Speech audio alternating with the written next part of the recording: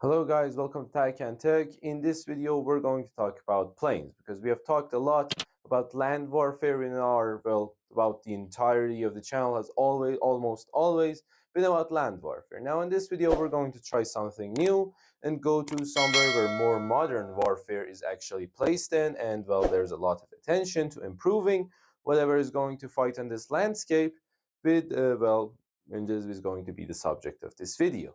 Now, the subject of today's video is aerial warfare and mainly the designs for airplanes, because in this channel we mostly go through the designs because doctrine and how to use equipment is usually a very complicated thing. I recommend you go visit more advanced channels about this one because my channel is very simple.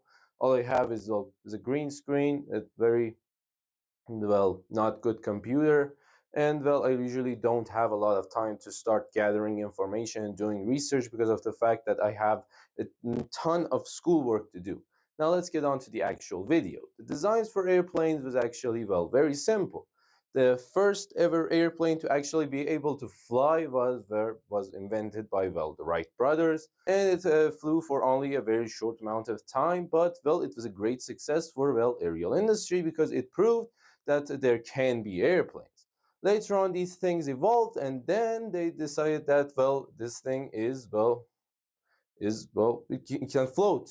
Well, why not use it for warfare? Because in fact, the main reason the Wright brothers did invent this was because the U.S. Army paid some guy a lot of money. The guy had a lot of connections, and he wanted to invent something from American soldiers to jump from hills and then attack the enemy below them in order to catch them by surprise. Now, this would have been revolutionary for the wars at the time, but the guy failed. The Wright brothers saw the news, and then the day after the guy gave up, they tested their airplane successfully.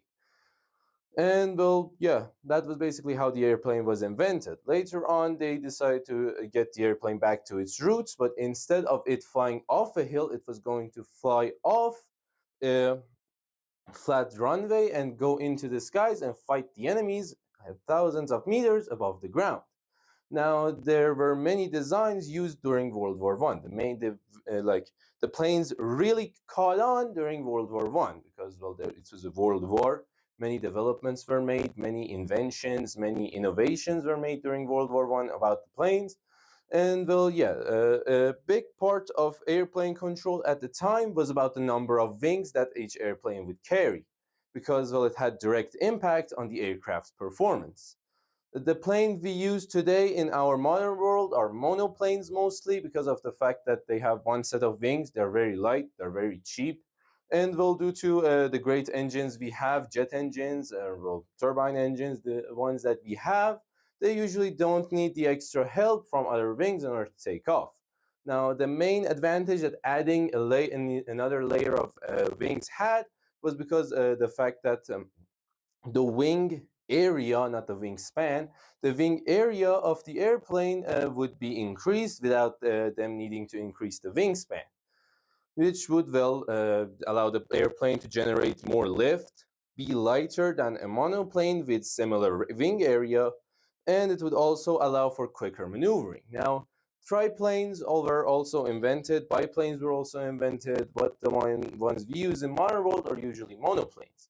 Now, the triplanes were usually extremely heavy ones. They usually did this triplane thing on bombers because the fact that the a three-wing plane would generate a ton of lift, allowing for a very swift and fast takeoff, or a slow takeoff, a regular takeoff with a very heavy load.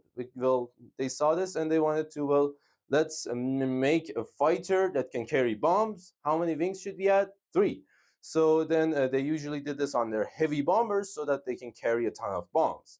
Because, at the time, guided bombs and other things weren't really invented, so you had to, instead of focusing on it's like having a sniper and a machine gun. Now, when you have a sniper, you take decisive and quick shots. You use only one bullet at a time. But when you don't have a sniper, you have a machine gun, you will just spray down range whatever you have and hope that it hits the target. That was exactly the case for the bombers. When you don't have a very accurate bomb, have a lot of bombs. You just plow an entire field of whatever was facilities, enemy defense lines, anti-aircraft facilities, anything that you wanted to bomb. You would just have thousands of airplanes carrying thousands of bombs, and then you would just rain hell on them. That was how, well, bombing runs in the old time worked. And, well, these triplanes had, well, a great lift and therefore were great to be a part of bombers. Now, there were also floating boats that were also a type of aircraft that could land on water. These things usually had their wings placed on the top because, well, the wings shouldn't get wet, or else the plane will be hard to take off. In fact, it will be harder to take off with a triplane that has its third wing underwater than it is to take off with a regular monoplane, because of the fact you have to carry around the extra water on the third layer of wings under the airplane. Because, like, the designs were usually that this is the fuselage, this is the main airplane, there was a set of wings under it, there was a set of wings on top of it, then there was a set of wings put on extra support that was up here. Now, biplanes were also a very similar design, except that one was placed usually in the middle of the fuselage, and then there was one placed on the top. Now, monoplanes, yeah, you just have one in the middle of their fuselage like this, and, well, yeah, that's the concept of monoplanes. Biplanes were used for fighters back then because of the fact that fighters needed maneuverability rather than carrying a ton of weight, because, like, you don't need a fighter that can carry tons of bombs. It just has usually a machine gun or a cannon, and it needs the extra maneuverability of the second wing, because once you added a second layer of wings to the first one, it would add to maneuverability a lot, and once you add a third one, it would add a great amount of lift. But once you added a fourth one, it would just become useless. Like, I don't know how it worked, but, well, yeah, it just became useless. It would become too slow and too bulky. But, well, when you had two sets of wings, you could just take off faster. Your plane was extremely maneuverable, and, well, you could just fight with it regularly. Now, after all that, the engines and weapons put on aircraft started upgrading, and therefore the second layer of wings wouldn't usually do much because of the fact that most of the job was already being carried out by the engine of the plane. It would just provide extra area for the enemy planes to usually use their machine guns and cannons, because machine guns in World War I did not have a really fast fire rate. They were usually 600 rounds per minute, meaning that, well, 10 rounds per second. It isn't very fast for a machine gun. But later on in World War II, machine guns got a great upgrade, almost doubling their fire rate, meaning that they were extremely more deadly in aerial warfare than what they were before. So, yeah, the second layer of wings was just like adding some kind of sign to yourself with a, like, what do you call it, with, like, a target on it, and then it just says hit me, except that, well, it, like, if you have body armor, this one is just like paper sheet, meaning that it also doesn't provide protection. It just makes your plane easier to shoot down. It just makes it a bigger target. And, well, with cannons at the time, cannons were actually a terrifying weapons encountered in the air, because, well, the cannons, unlike machine guns, could not fire 10 rounds per second. They were much slower. With biplanes, it make it easier to target. It make it easier for the enemy to target them using their cannons.